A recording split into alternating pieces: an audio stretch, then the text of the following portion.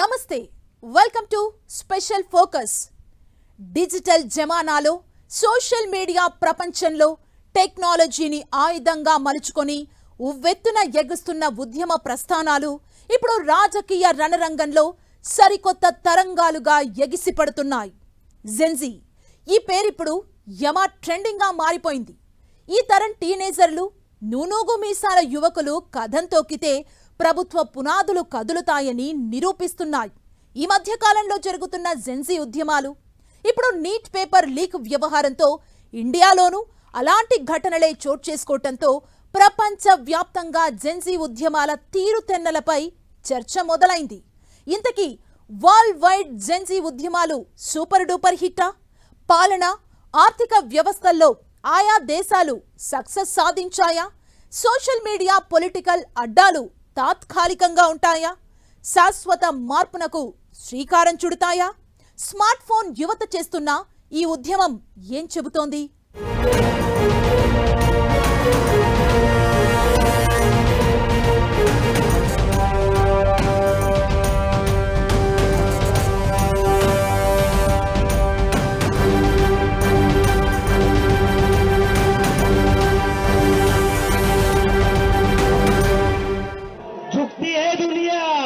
तो किसी को भी झुका सकती है, किसी का भी इस्तीफा ले सकती है. వరల్డ్ వైడ్ జెన్జీ ఉద్యమాలు సూపర్ డూపర్ హిట్. పాలన, ఆర్థిక వ్యవస్థల్లో ఆయా దేశాలు సక్సెస్ సాధించాయా? పొలిటికల్ అడ్డాలుగా సోషల్ మీడియా, స్మార్ట్ ఫోన్లో మొదలై అనుకున్నది సాధిస్తున్న యువత. జెన్జీ వీళ్లు కదం తొక్కితే ఎంతటి ప్రభుత్వాలైనా కకావికలమైపోవాల్సిందేనని ఈ మధ్యకాలంలో జరుగుతున్న ఘటనలు రుజువు చేస్తున్నాయి. ఈ యువతరం ఉద్యమానికి ఒక నిర్దిష్టమైన నాయకుడు లేడు, పార్టీ లేదు. Instagram reels, YouTube shorts, Twitter hash ట్యాగ్లు, వాట్సాప్ గ్రూపులే ఉద్యమ వేదికలు. మీమ్స్ చిరకత్తుల్లా, వీడియోలు నిప్పు కణాల్లా వ్యాపించి అందర్నీ ఏకతాటిపైకి తెచ్చాయి.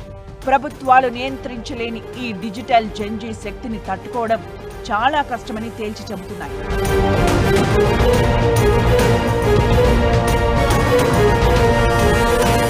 ప్రస్తుతం నీట్ పేపర్ లీకేజ్ వ్యవహారంలో కేంద్ర విద్యాశాఖ మంత్రి ధర్మేంద్ర ప్రధాన్ రాజీనామా అంశం ఇప్పుడు జెన్జీ ఉద్యమాలను, పాలిటిక్స్ విషయంలో యువతకు ఉన్న క్లారిటీకి అద్దం పడుతోంది.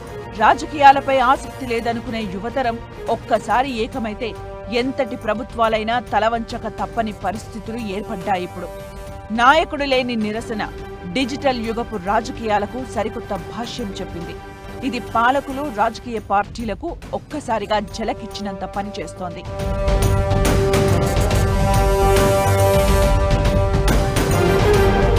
ప్రపంచవ్యాప్తంగా ఇటీవల కాలంలో టెక్నాలజీని, సోషల్ మీడియాను ఆయుధంగా మలుచుకుని జెన్జీ యువత చేపట్టిన ఉద్యమాలు రాజకీయంగా ప్రభుత్వాలను గద్దె దించడంలో సూపర్ డూపర్ హిట్స్ అయ్యాయి. అయితే ఆయా దేశాల పాలన మరియు ఆర్థిక వ్యవస్థల్లో అవి ఆశించిన స్థాయిలో పూర్తి సక్సెస్ సాధించాయా లేదా అనే దానిపై భిన్నమైన పరిస్థితులు కనిపిస్తున్నాయి.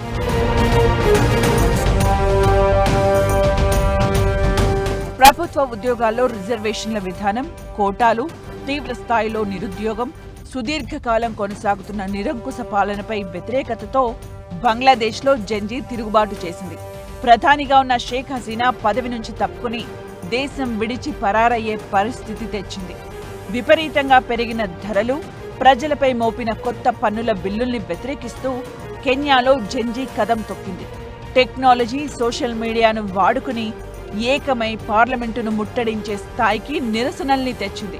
దీంతో ప్రభుత్వం ఆ వివాదాస్పద బిల్లుల్ని వెనక్కి తీసుకోవాల్సి వచ్చింది. ఏదో జెన్జీ ప్లస్ సోషల్ మీడియా అలాంటివి వచ్చేస్తే ఇంకా మార్పు వచ్చేస్తుంది, ఆ మూమెంట్కి విజయం వచ్చేస్తుంది అనేది కరెక్ట్ కాదు.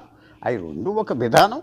దాన్ని ఎక్కడైతే రాజకీయంగా పవర్ఫుల్గా ఫోర్సెస్ ఉన్నారో, నాయకులు కొద్దిగా పాపులర్గా ఉన్నారో అది తట్టుకోగలరు. అన్నీ కలిసి వచ్చినప్పుడు దేశం కూడా ఒక మాదిరి సైజ్ అయితే జెన్జీ ఇంపాక్ట్, మార్పు తీసుకొస్తుంది. భారతదేశం లాంటి నేర్చుకున్నది ఏంటంటే ఏ చిన్న టెన్షన్ కూడా వదలొద్దు, ఇష్యూని సాల్వ్ చేయి, కొంచెం నమ్రతగా ఉండాలి నాయకులు, ఇమీడియట్గా రెస్పాన్స్ ఇచ్చినట్టుగా చేయాలి. రాజకీయ నాయకులు ఎక్కువ గవర్నమెంట్లో ఉండి ఎదురు చూసి ప్రాబ్లమ్ సాల్వ్ చేయాలి. ఆ పాఠం మాత్రం ఇప్పుడు నీట్, జెన్జీ ఈ విషయాలు మాత్రం నేర్పింది మన రాజకీయ నాయకులకి. తీవ్ర స్థాయిలో వేల్లోనికిపోయిన అవినీతి, రాజకీయాల, కుటుంబాల ఆధిపత్యం, బంధుప్రీతి ఇవన్నీ నేపాల్లో ప్రభుత్వానికి వ్యతిరేకంగా గలం విప్పేలా చేశాయి. అదే సమయంలో జెన్జీ సోషల్ మీడియాపై విధించిన నిషేధం ఉవ్వెత్తున ఎగిసి యువతను ఏకతాటిపైకి తెచ్చింది. డిస్కార్డ్ వంటి ప్లాట్ఫామ్స్తో యువత ఉద్యమించడంతో ప్రభుత్వం దిగిపోయింది. జెన్జీకి నాయకత్వం వహించిన బాలెన్ షా ప్రధాని పీఠాన్ని అధిరోహించారు. ఇండోనేషియాలోనూ యువత విజృంభించారు. సాధారణ ప్రజల కనీస వేతనాలు, జీవన వ్యయంతో పోలిస్తే పార్లమెంటు సభ్యులకు ఇస్తున్న భారీ అలవెన్స్లు, ప్రత్యేక రాయితీలు, పోలీసుల దురుసు ప్రవర్తన వీటన్నింటిపై విసిగి వేసారిపోయారు. అలా సోషల్ మీడియాలో విస్తృతంగా ప్రచారమై నిరసనలకు దిగడంతో ప్రభుత్వం కొన్ని ఆర్థిక విధానాల్ని, మంత్రుల్ని మార్చేయాల్సి వచ్చింది. ఇవి మచ్చుకు కొన్నే. Mexico, Peru, Morocco, Serbia, Turkey, Madagascar, Maldives, Timor Leste, Philippines ఇలా ప్రపంచవ్యాప్తంగా చాలా దేశాల్లో జెన్జీ చేసిన ఉద్యమాలు అతి తక్కువ కాలంలోనే సక్సెస్ అయ్యాయి. వారు అనుకున్న లక్ష్యాలను సాధించుకునేలా చేశాయి.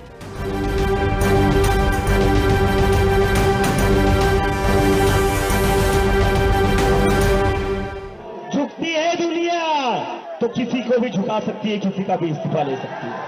జెన్జీ అంటే రాజకీయాలపై ఏమాత్రం ఆసక్తి ఉండని యువత అని అనుకున్న వారికి ఈ తరం కుర్రాళ్ల స్పీడు, దూకుడు మహామహులైన ఉద్దండ పిండాలనిపించుకున్న రాజకీయ నాయకులకే ముచ్చెమటలు పట్టిస్తున్నాయి.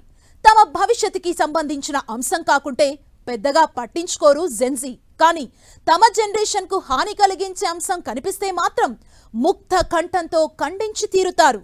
మూకుమ్మడిగా ఉద్యమ బాట పట్టి అనుకున్నది సాధిస్తారు. వాళ్లకు వేరే ఆయుధాల అవసరం లేదు. జస్ట్ ఒక స్మార్ట్ ఫోన్ ఉంటే చాలు, ప్రభుత్వాలను గడగడలాడించేయగలరు. స్మార్ట్ ఫోన్లో రీల్స్ చూస్తూ గడపడమే కాదు, తమ ఆకాంక్షలు, ఆశయాలకు అడ్డంకులేర్పడితే రియల్ లైఫ్ హీరోలుగా మారి చినుకు చినుకు కలిసి జడివానగా మారినట్లు ఉద్యమిస్తామని నిరూపిస్తున్నారు జెన్జీ యూత్. అయితే జెన్జీ ఉద్యమాలతో అంతా మారిపోతుందా? ఇప్పటికే చాలా దేశాల్లో జెన్జీ ఉద్యమాలు జరిగిన ఆ దేశాల పరిస్థితి ఏంటి?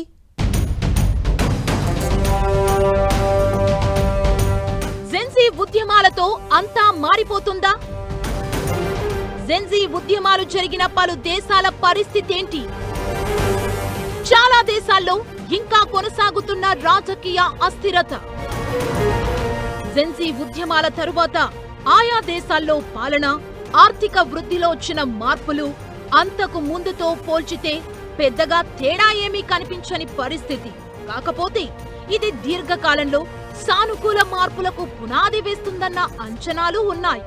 Bangladesh, Nepal, Maldives, Kenya, Mexico, Morocco లాంటి దేశాల్లో ప్రస్తుతం జెన్జీ కారణంగా వచ్చిన మార్పుల్ని పరిశీలిస్తే ఎక్కువ దేశాల్లో ఆర్థిక వ్యవస్థలు మందగించాయి.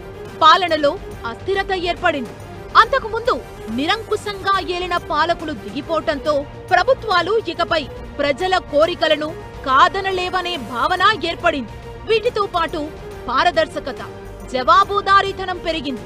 కెన్యా వంటి దేశాల్లో ప్రజలపై మోపిన దారుణమైన కొత్త పన్నుల బిల్లుల్ని ప్రభుత్వం వెనక్కి తీసుకోక తప్పలేదు. ఇది సాధారణ ప్రజలకు తక్షణ ఆర్థిక ఉపశమనమిచ్చినట్లే లెక్క. ఇటు బంగ్లాదేశ్, నేపాల్లో రాజ్యాంగం, న్యాయ, ఎన్నికల వ్యవస్థలను ప్రక్షాళన చేయటానికి సంస్కరణల కమిటీలు ఏర్పాటయ్యాయి.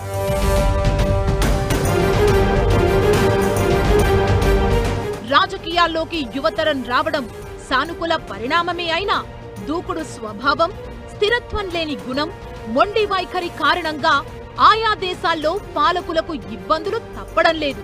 గతంతో పోల్చితే జీడీపీ తగ్గడం, ఆర్థిక వ్యవస్థలు మందగించడం జరిగాయి. పైగా ఉద్యమాలు, కర్ఫ్యూలు, హింసాత్మక ఘర్షణల వల్ల ఉత్పత్తి రంగం తీవ్రంగా దెబ్బతింది. బంగ్లాదేశ్లో ప్రధాన ఆదాయ వనరైన దుస్తుల పరిశ్రమ నిలిచిపోవటంతో $1 బిలియన్ నష్టం వాటిల్లింది. రాజకీయ అస్థిరత, అల్లర్లకు కారణంగా కొన్ని దేశాల్లో పెట్టుబడులు పెట్టడానికి అంతర్జాతీయ కంపెనీలు భయపడుతున్నాయి. దీంతో ఉద్యోగాల కల్పనకు ఆటంకం ఏర్పడింది. అనుభవజ్ఞులైన పాత పాలకులు తప్పుకున్నాక ఏర్పడే కొత్త తాత్కాలిక ప్రభుత్వాలకు అనుభవ రాహిత్యం వల్ల సరైన నిర్ణయాలు తీసుకోలేకపోతున్నారు.